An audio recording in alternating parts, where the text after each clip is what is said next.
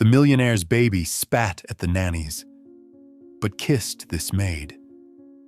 The first autumn rain drummed against the glass facade of Blackwell Technologies, turning the skyline into a blur of silver and light.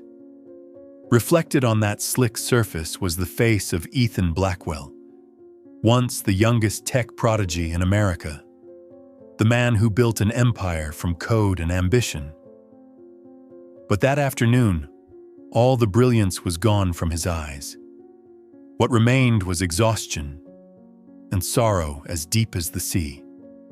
8 months earlier, his wife Olivia had died in a car accident.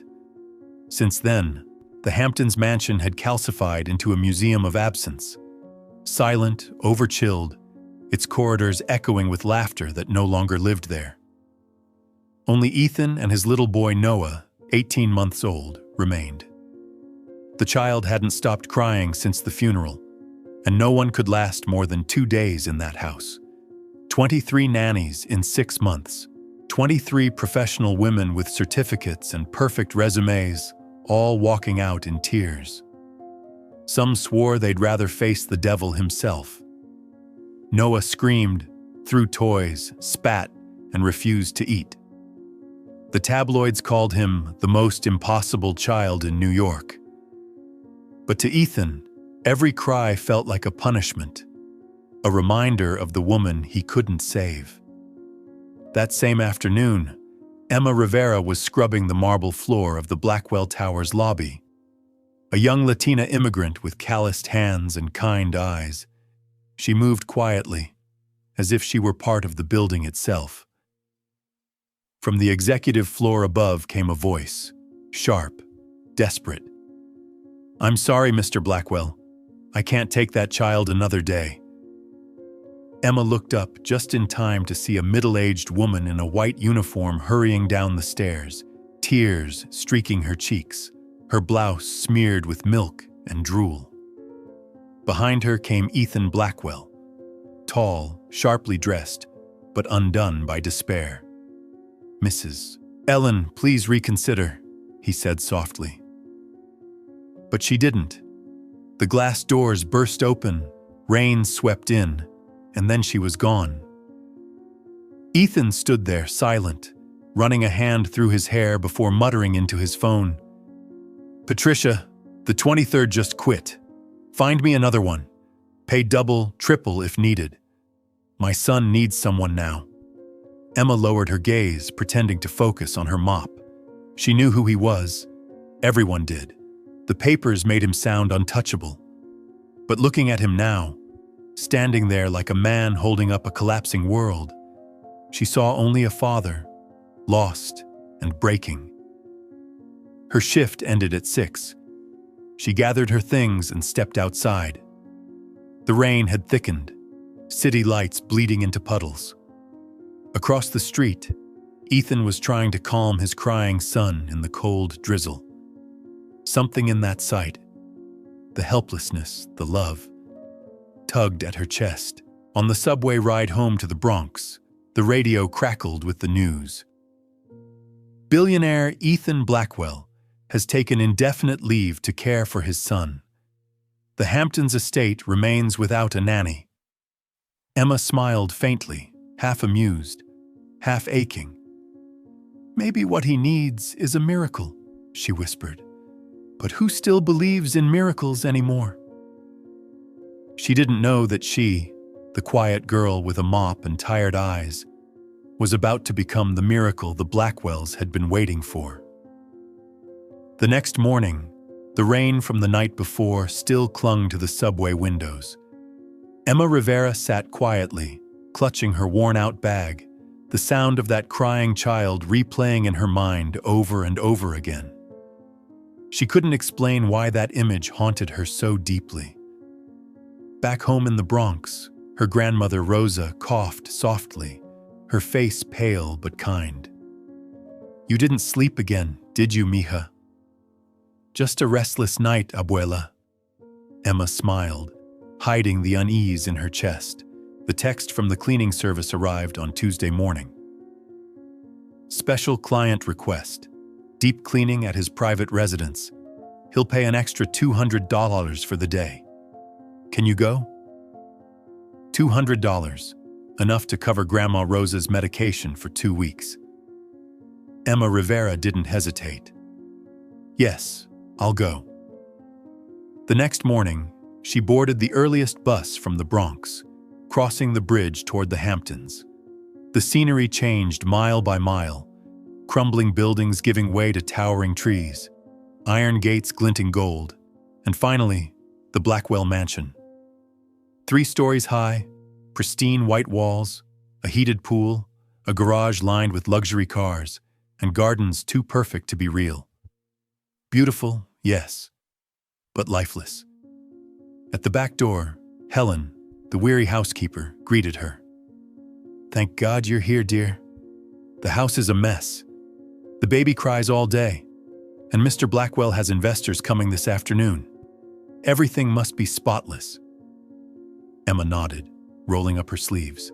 She began downstairs. A grand living room with Italian furniture, a gleaming kitchen of chrome and marble, a dining hall that could seat 20. Everything spoke of money and loneliness. As she was polishing the window frame, a sound froze her hand midair. A cry. Not the kind of cry babies make for milk or sleep. This was raw, jagged, desperate. "Noah, please, it's just a bottle." A man's voice, hoarse, pleading. The crying grew louder until it filled the house like thunder. Emma couldn't ignore it. She set the cloth aside and followed the sound up the stairs. At the end of the hallway, a door was ajar. Inside stood Ethan Blackwell, surrounded by the chaos of a perfect nursery. Powder blue walls, handcrafted crib, toys scattered like fallen stars. In his arms, Noah, red-faced, drenched in tears, screamed until his tiny body shook. Ethan's shirt was wrinkled, his hair disheveled, his eyes hollowed by sleepless nights. He looked nothing like the billionaire from the magazines, only a man on the edge. "Come on, buddy. Daddy's here, please," he whispered, voice cracking. Emma hesitated in the doorway. "I'm sorry, sir. I heard the crying and thought..." He turned sharply. "Who are you?" "Emma Rivera from the cleaning service."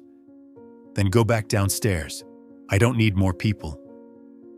Before she could answer, Noah threw the bottle across the room. Milk splattered the wall. Ethan closed his eyes, defeated. Emma took a step forward. "Let me try." He stared at her. Disbelief mingled with exhaustion. "You think you can do what 23 professionals couldn't?" "I don't know," she said softly. "Maybe he just needs a different voice." Slowly she approached, arms open. Noah turned toward her, eyes wide, cheeks wet. For a heartbeat, he stopped crying. "Hey there, sweetheart," she whispered, voice warm and trembling. "You're tired, huh? Nobody understands you?" The baby hesitated, then reached for her. Ethan froze. She lifted the boy gently, cradling him against her chest. "Shh, it's okay. Your mama's listening from heaven." And then, like magic, the crying ebbed away. The little body relaxed. Noah sighed once and slept. Ethan stood motionless. For 6 months, that sound, silence, had been impossible.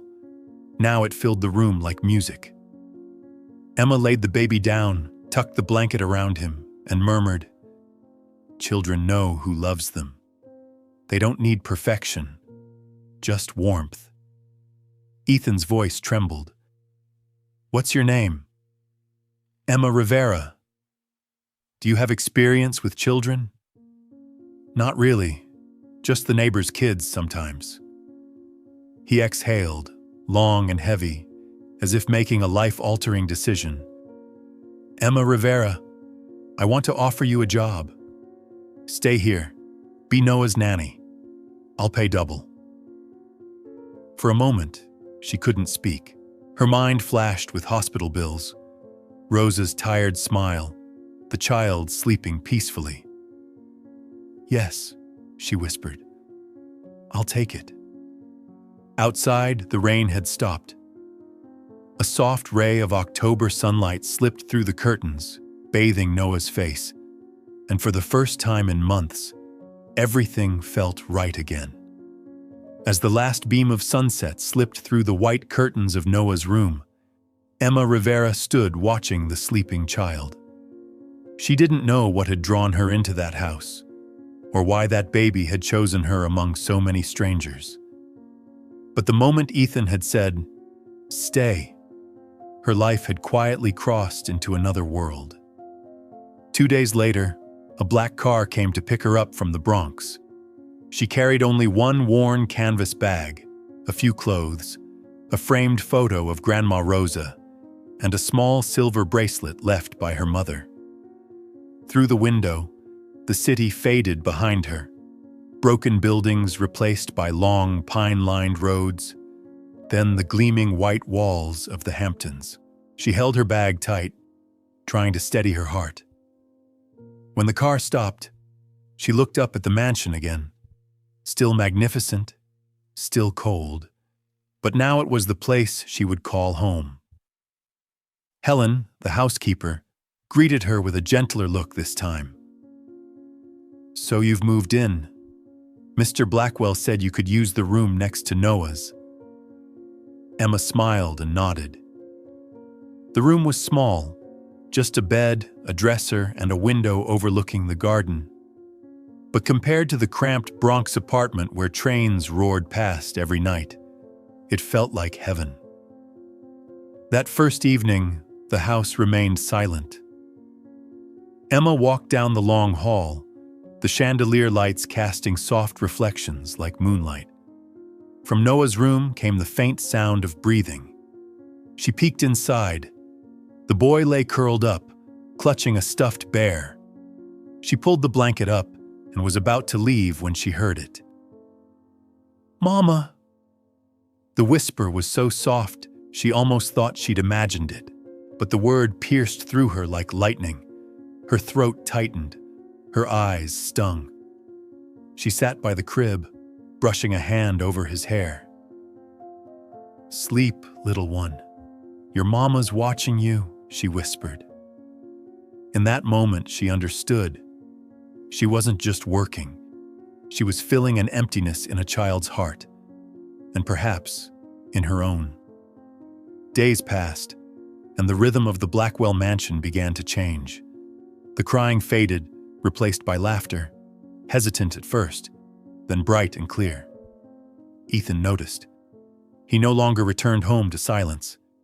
He paused by the nursery door, listening to his son's giggles echo through the hall. The way Emma held the child, sang softly, and smiled. It breathed life into the house again. She didn't care for Noah with skill, but with instinct, the kind born of someone who had known loneliness. She told him stories about light, about Grandma Rosa, about afternoons waiting for simple dinners. The baby didn't understand the words, but his eyes followed her, as if his small soul recognized safety at last. One night, as Emma folded laundry, Ethan knocked on her door. "I just wanted to thank you for what you're doing for Noah." She looked up, surprised by the gentleness in his eyes. "I'm not doing anything special," she said softly. "I just love children." He was silent for a long moment before replying, "It's been a while since this house has heard laughter." When he left, Emma felt something shift inside her. Lightness, or maybe hope. She realized it wasn't only Noah who was healing. Ethan was too. That night, lying in her small room, she thought of Rosa, of debt, of survival. She smiled. For the first time in years, peace didn't feel like a dream. In the room next door, Noah stirred and mumbled "Mama" again, the tiny sound threading through the quiet house, stitching two lonely hearts together. Afternoons at the Blackwell mansion had grown gentler. Sunlight filtered through white curtains, pooling across the wooden floor where Noah crawled among his toys, babbling soft, unfinished words. Every laugh from the child seemed to lift the house itself. Yet one place remained untouched by that light: Ethan's study. It was the only room Emma had never entered. The door was always half closed, like its owner, forever caught between holding on and letting go. Until one evening, while looking for Noah, she heard the faint sound of a piano coming from the end of the hallway. The door was ajar. Inside, Ethan sat slumped over his desk. The lamp cast a warm circle over his disheveled hair, his trembling hand resting on silent keys. On the desk lay a framed photo of Olivia, her gentle smile frozen in time, beside an empty glass of wine and the small locket Emma had seen before. He didn't notice her. He covered his face with one hand, shoulders shaking, a muffled sob escaping. The sound of a man who had been strong for far too long. Emma stood still, her heart aching. She had never seen him like that. Not the billionaire, not the boss, just a broken man haunted by the past. Noah toddled in then, holding a toy he had dropped. The boy looked up at his father, puzzled, and held the toy out. "Dada," he whispered. Ethan raised his head, startled. There was no fear in his son's eyes, only love. He smiled, and then suddenly tears spilled down his face. Emma stepped closer, her voice low and steady. "You don't have to hide it, Ethan. Children aren't afraid of tears." He met her gaze but said nothing, just nodded. And from that moment, something in him began to shift. Mornings changed first. Emma encouraged him to eat breakfast with Noah, to read stories, to step outside into the garden. At first he was awkward, unsure how to hold the child, what to say, how to make him laugh. But Noah didn't care. He grabbed his father's finger and giggled, as if finding a friend he'd been waiting for. Sometimes, Emma showed him how to feed Noah, how to cradle him so he wouldn't startle. The gestures were simple, yet watching him try with such clumsy care made her heart soften. In those moments, she saw a man learning how to love again. One evening, they walked together through the garden. The moon shimmered over the pond. Ethan carried Noah, now drowsy, his voice barely above a whisper. "What does he call you?" "Nothing," Emma smiled. "Sometimes, in his sleep, he says, 'Mama.'" Ethan looked down at his son, his tone heavy. "I don't want him to forget his mother, but I can't bear to hear anyone say her name." Emma nodded gently. "Then don't. Just love him enough for both of you." They stopped by the water. The wind moved softly through the trees. Ethan looked at her, gratitude, peace, and something unspoken flickering in his eyes. That night, Emma sat by her window for a long time. Lost in thought, she knew she was crossing into dangerous ground, where compassion blurred into something deeper. She didn't dare name it. She only knew that every time Ethan laughed with Noah, her heart ached in the gentlest way. And in his study, Ethan placed Olivia's picture back on the shelf and looked toward Noah's empty crib. For the first time in months, he didn't feel afraid of tomorrow. The early days of November passed in fragile peace. Each morning, sunlight slipped through the curtains, catching Noah's laughter as he played in his father's arms. Ethan smiled more often now, and Emma quietly accepted that her heart had begun to tremble for him. A feeling she knew she shouldn't allow, but peace never lasts long. It is only the hush before a storm. That afternoon, as Emma was reading to Noah in the living room, the sound of a sports car broke the stillness. Helen went to open the door, and the woman who entered seemed to change the air itself. Charlotte Hayes, Olivia's sister, stepped inside. Tall, striking, her heels clicking sharply across the marble floor. Her white wool coat glimmered under the light, her perfume filling the hall with something cold and expensive. "Is Ethan home?" she asked, her tone brisk, no greeting necessary. "He's at the office, Miss Hayes," Helen replied. "But Miss Rivera and the baby are in the living room." "Rivera?" Charlotte repeated, a thin smile curving her lips. She walked in, and when her eyes met Emma's, the temperature in the room seemed to drop. Emma rose politely. "Hello, I'm Emma Rivera, and you are?" "I'm Charlotte Hayes, Olivia Blackwell's sister." The words sliced through the air. Noah stiffened, shrinking against Emma's chest. He stared at the stranger, then buried his face against her shoulder. Charlotte tilted her head, still smiling, but her voice hardened. "So you're the woman he calls Mama." Emma's breath caught. I didn't ask him to. He just what? Just happened to replace my sister?" Charlotte snapped. "Do you think I don't know? The tabloids love this story. The janitor turned nanny. A fairy tale. Too pretty to be true." Helen started to speak, but Emma shook her head. She stood straighter, her voice calm. "I'm not replacing anyone. I'm only trying to make a child feel loved." "Love?" Charlotte laughed, sharp and humorless. "What could you know about love? About losing a husband, a sister, a life you built? You're from the Bronx, aren't you? A place where people sell their dreams just to survive." Each word struck like a needle. Noah began to cry. Emma hushed him gently while Charlotte took a step back, irritation flashing in her eyes. "Look at that. He's chosen you over his own blood. How touching." The front door opened. Ethan appeared at the top of the stairs, surprise crossing his face. "Charlotte?" She turned, smile softening slightly. "Ethan, I came to see my nephew. Aren't you going to introduce me to your new friend?" Ethan frowned. "Emma's Noah's nanny." "Nanny?" Charlotte echoed. "Does she have credentials? Or does she just soothe him with bedtime stories from the slums?" "Enough, Charlotte." His tone sharpened.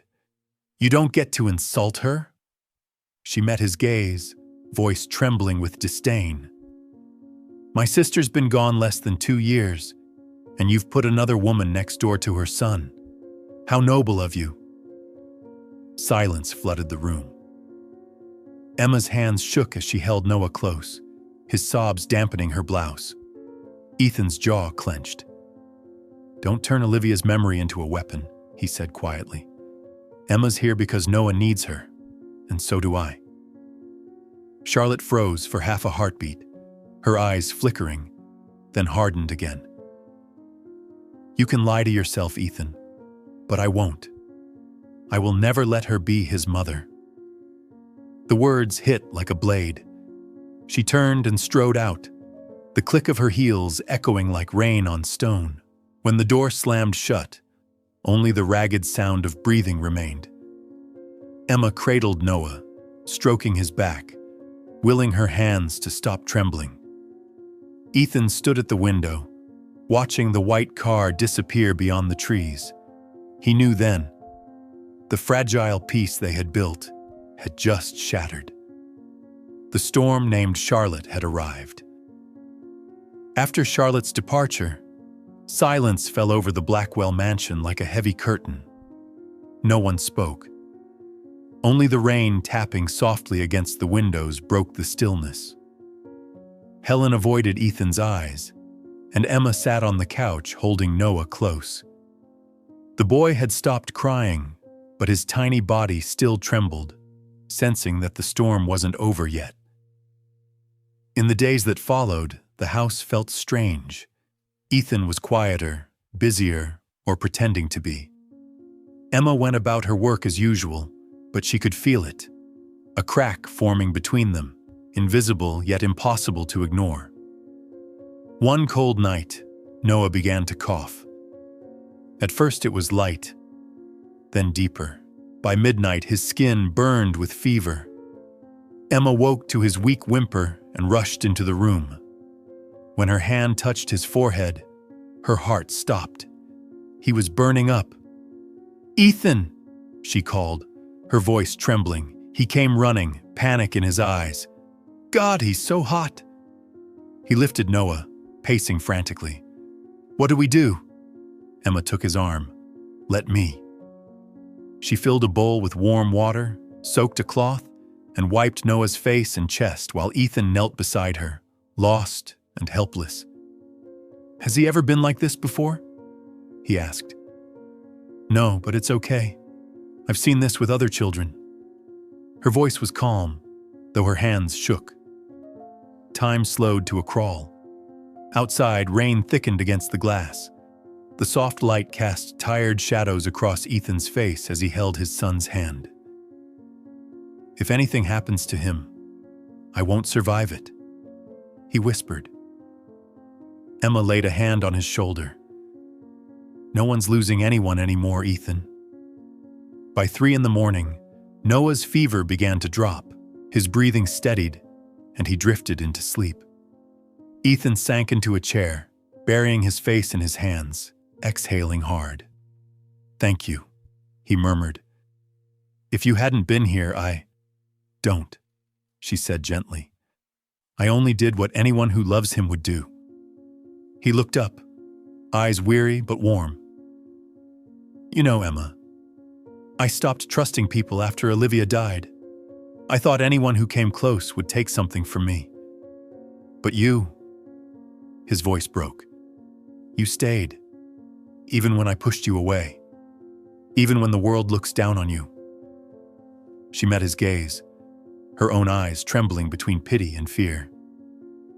"I don't need anyone's trust," she whispered. "I just need Noah to grow up surrounded by love. From me, from you, from whoever he has left." Ethan smiled faintly, the first true smile she'd seen. He bowed his head, his voice barely audible above the rain. "I'm afraid if you leave, this house will be empty again." Emma opened her mouth to reply, but Noah stirred. They both turned. In the dim light, the child's small hand reached out and grasped their fingers together. Just that, a simple, fragile touch, and words became unnecessary. After the night of Noah's fever, the Blackwell mansion felt reborn. Morning sunlight spilled across the floors where the boy now crawled, healthy and pink-cheeked, as if nothing had ever happened. Ethan brewed coffee in the kitchen. Emma was laughing, a sound he hadn't heard since Olivia, yet somehow softer, warmer, and entirely hers. They didn't talk about it, but both knew something had changed. Ethan now joined them for breakfast, read bedtime stories, and even tried cooking, though most attempts ended with smoke, burnt sauce, and helpless laughter. Noah became the center of their small universe, and Emma somehow became its sun. One afternoon, while tidying up after putting Noah to sleep, their hands brushed. A spark, small, electric, made them both pause. "Thank you for staying," Ethan murmured. Emma smiled shyly. "Who said I had permission to leave?" They laughed, the sound lingering longer than it should have. The distance between them disappeared. Ethan's eyes softened. "Emma," he said, voice low, rough. She looked up, heart hammering. Their faces were inches apart. He leaned closer, and in the golden glow of the room, his lips nearly touched hers when the doorbell screamed through the silence. They both jumped back, startled. "Probably Helen," Emma stammered. "Helen's on leave," Ethan frowned, walking to the door. The bell rang again, louder this time. When he opened it, Two people in formal suits stood there, flashing badges. "Good afternoon. We're from the City Social Services Department. We've received an anonymous complaint alleging that an unqualified individual is caring for a minor at this residence." Emma froze. Ethan's expression hardened. "Who filed it?" "I'm afraid that information is confidential, sir. We just need to verify the child's safety and care environment." He let them in. As the agents inspected the house, Noah chased a toy car across the carpet, laughing. Emma answered every question as calmly as she could. "Miss Rivera?" one of them asked. "Do you have any professional child care or early education certification?" She swallowed. "No, but So, no formal qualifications?" Ethan cut in, voice tight. "But she saved my son's life. She's cared for him better than anyone with a degree ever did." The man nodded politely, scribbling notes. "No one's questioning her intentions, Mr. Blackwell. But we have to follow regulations." When they left, Ethan slammed the door so hard the glass trembled. "Charlotte," he muttered darkly. "It's her. Has to be." Emma sank into the couch, hands shaking. "If they decide I'm unqualified, they could make me leave." Ethan turned to her, eyes fierce. "No one's making you leave. Not while I'm here." She met his gaze, voice trembling. "Well, you don't have to." "I do," he interrupted softly. "For Noah. And for me." In that moment, fear seemed to fade. Outside, night gathered. Inside, light lingered, fragile but real. Maybe love didn't need a name yet, but it was there, quiet and undeniable, glowing in the heart of the darkness. The calm after the social services inspection didn't last. A week later, on Monday morning, a thick envelope arrived at Ethan's office. The red seal on the corner read, "New York Family Court." When he tore it open, the words cut like knives. Charlotte Hayes filed for joint custody of Noah Blackwell. Ethan froze by the window, the papers trembling in his hands. Helen was feeding Noah breakfast. In the laundry room, Emma was folding clothes, humming softly. When he entered, her face lit up with a smile, until she saw his eyes, shadowed and heavy. "What happened, Ethan?" He laid the documents on the table. "Charlotte, she's suing. She wants Noah." The room went still. Emma's voice barely rose above a whisper. "Why?" "She says I'm unfit to raise him alone. And she's accusing us of something." He hesitated, voice rough. "That we're having an inappropriate relationship, one that's harmful to Noah." Emma's face went pale. "What?" Ethan threw a photo onto the table, a poorly edited image of them standing close, almost embracing, captioned, "The nanny and her boss, a love beyond duty." "She hired someone to follow us," Ethan said. "And she dug into your past, said your grandmother was in medical debt, that you once worked illegally." Emma clenched her fists. "All of that is true," she whispered. "But I never did anything wrong. I was just poor." He tried to reach for her hand, but she stepped back. "Don't, Ethan. She wants this. She wants to use me to take Noah away from you." That afternoon, Ethan's lawyer, Mr. Grant, came over. After scanning the documents, he sighed. "Charlotte has powerful allies, press, politicians, the Hayes family's network. If Miss Rivera stays, they'll twist it. She should step away, at least until the trial ends." Ethan shook his head. "No, she's the only one Noah trusts." "I understand," Grant said quietly, "but if the court sees this as a conflict of interest, you could lose custody." Emma stood silently in the corner, her knuckles white. She knew he was right. Noah watched from across the room, his innocent eyes wide with confusion. That night, she packed her few belongings, some clothes, a framed photo of Rosa, and the toy Noah had given her. At the bottom of the stairs, Noah was waiting, his little face wet with tears. "Mama, no go!" he cried. Emma dropped to her knees, hugging him tightly. "Mama has to go for a little while, sweetheart. You have to be good for Daddy, okay?" "No, Mama, stay!" the boy sobbed, clinging harder. Ethan stood frozen, every muscle screaming to stop her, but the lawyer waited outside, and reason was merciless. Emma pressed a kiss to Noah's forehead, then met Ethan's eyes. "Tell him I love him." And she turned away. The door closed. Noah's wail shattered the silence. Ethan lifted his son, holding him close. "I'm sorry. I'm so sorry," he whispered. Noah pounded his tiny fists against his chest. "Mama, Mama." That night, the house that had once been full of laughter fell into darkness again. Ethan sat there, Noah asleep on his shoulder, still clutching Emma's scarf. Outside, the rain began to fall, heavy, unrelenting, like the sound of a father breaking quietly in the dark. Since Emma's departure, the Blackwell mansion had fallen into a suffocating silence. Noah refused to eat or sleep, crying "Mama" until his voice cracked. Ethan tried everything: stories, lullabies, old songs Olivia used to sing, but nothing filled the void Emma left behind. He looked exhausted, unshaven, eyes hollow from sleepless nights. The living room was a mess of toys.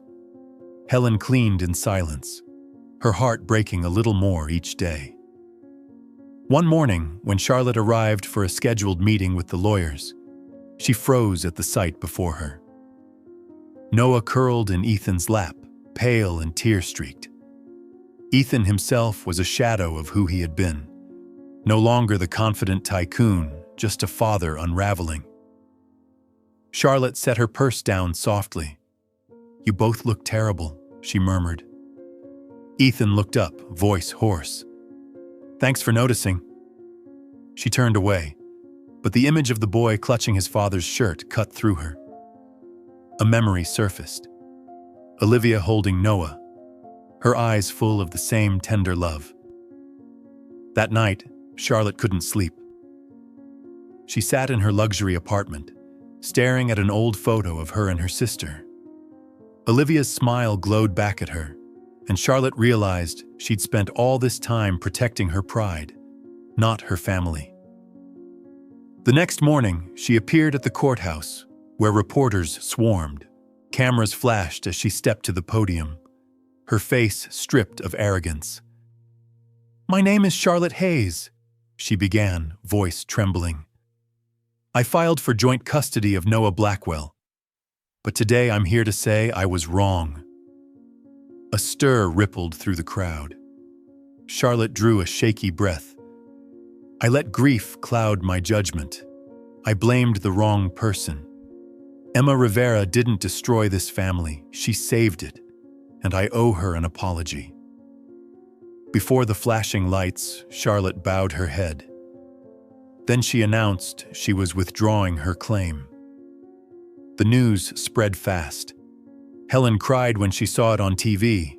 Ethan just stood still, eyes fixed on the screen, as if afraid to blink and lose the moment. And in that instant, he knew he couldn't waste another second. That afternoon, Ethan drove through the windy streets, past the skyline, until he reached the small Bronx apartment where Emma lived.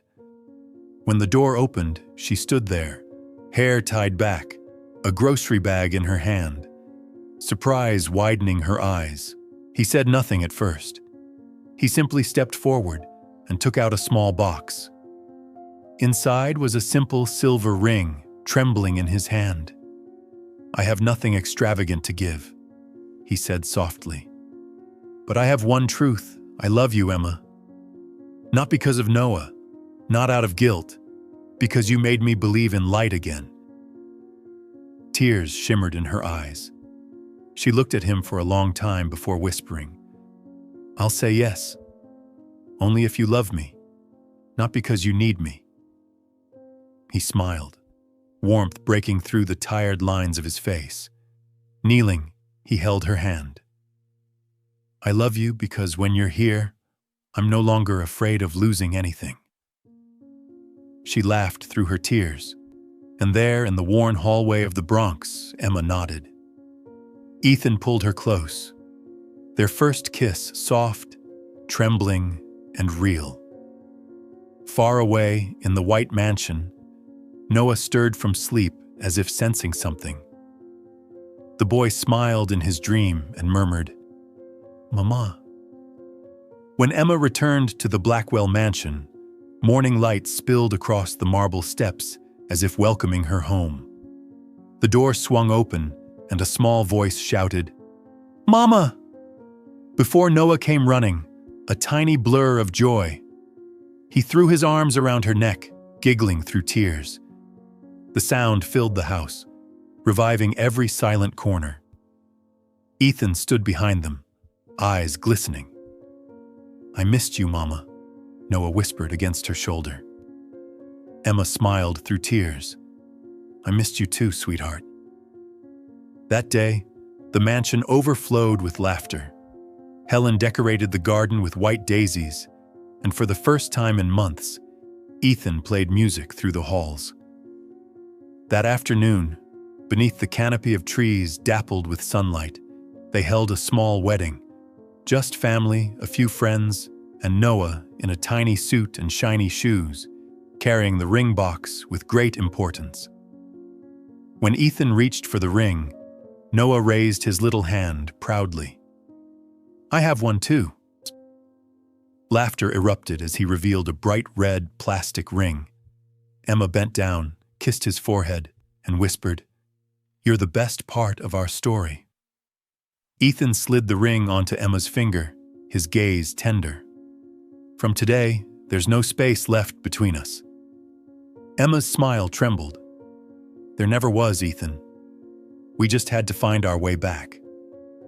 Amid the applause, Grandma Rosa, helped by Helen, smiled warmly from her chair. Though her eyes had dimmed with age, she saw everything she needed to. "My little girl," she murmured, "you finally found where you belong." Charlotte was there too. Gone was the cold arrogance. She stepped forward and embraced Emma. "I've done terrible things," she said softly. "But I've started a scholarship fund in Olivia's name for Noah, so he grows up in love, not guilt." Emma squeezed her hand. "Thank you, Charlotte. Forgiveness is the gift Olivia would have wanted for you." As the sun dipped low, Ethan lifted Noah into his arms, the last light of day wrapped around them like a blessing. He looked toward the sky, his voice barely above a whisper. "Thank you," he said, eyes wet, "for sending her to us." A gentle breeze stirred the flowers, as if answering back. Then Noah giggled, shouting, "Family hug!" And they all bent down, arms around one another, laughter ringing through the twilight. In that moment, Ethan understood one truth. Family isn't where we're born. It's where we're truly loved.